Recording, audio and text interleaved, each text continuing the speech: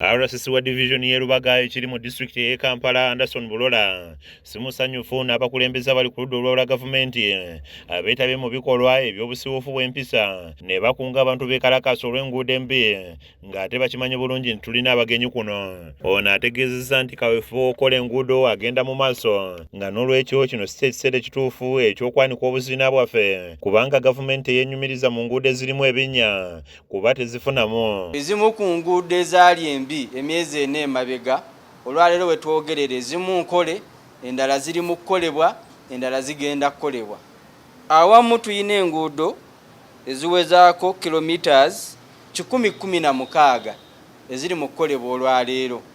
Kyenkana Kampala site buli kilomita eziwera 5 w'otambula bwe baba tebakola myala bakola makubo oba okulongoosa amakubo. Newankubadde awamu tewannatuukibwako tekitegeeza nti no tewagenda kukolebwako. Era teryayina ssanyu teryasanyukira mu nguudo mbi. Ne gavumenti sigamba nti nno esolooza omusolo mu binnya bino. Ayogedde ku nguudo ezigenda okukolebwako mu bbendobendo lya Kampala n'emirwano ng'agamba nti mu kifo ky'okunga abantu bekalakase Lord Mayor wa Kampala yandibadde abakunga okwetaba mu nkola eya bulungibwansi. 16 Greater Kampala Metropolitan Area egenda tandika okukolebwako okuweza kilomita 7. Waliwo ne kilomita endala 15 ku 18 nazo eziri mu kuteekateekebwako nga tukolagana n'ekitongole kya Chorus ekyomu Bungereza. Ezo zonna nteekateeka ez'okulongoosa enguudo n'embeera y'abantu gye bakoleramu.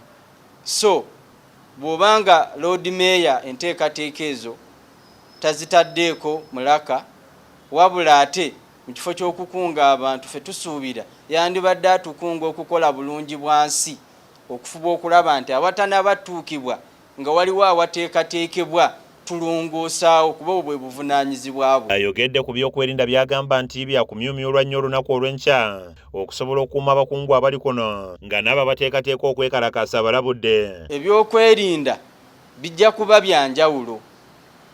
Ebyokwerinda ebyo mulimu security yaffe ne security y'abakulembeze b'amawanga amalala. Abantu abo bonna bayinza obutategeera kizibu kyo. Bayinza okutegeera ekizibu ky'okutuusa okubulabe ku muntu waabwe ekiyinza okuviirako ekirala. Enteekateeka z'okukuuma abakulembeze b'amawanga si ze zimu n'enteekateeka zaffe bulijjo ze tubaddemu. Ayogedde ku nteekateeka disitulikiti gy'erina ey'okuggya abasuubuzi ku makubo ng'asabye buli muntu okufuba okulaba ng'afuna w'akolera. Pulezidenti abadde ayina n'enteekateeka abantu bano bonna abakolera ku makubo tusobola tutya okubagulira ebifo we basobola okukolera.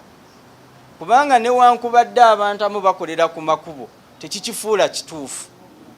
Teri ggwanga litalina trade order, teri ggwanga litalina nkola ya mirimu erambikiddwa. Olw'okuba abantu amu babadde bakolera mu bifo ebimu tekitegeeza nti no we bakolera waki watuufu. Ffenna kye tulina okulafuubana kwe kufuba okulaba nti buli muntu ayina w'akolera. Agamba nti kituufu embeera eno eriko abantu beenyigiriza wabula n'abasaba okugigumira kuba si bwe gubadde emabega.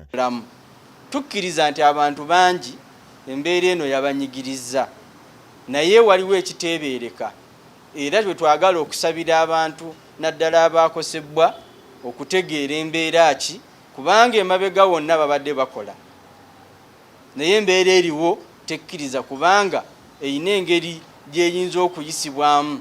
Bwe kikubemu ekifaananyi nga mu bulagajjafu bwaffe waliwo pulezidenti oba omukulembeze yenna atuusibbwako obulabe. Anet Namatovu yakusakidde eggulire lino ku Rubaga TV agaleero.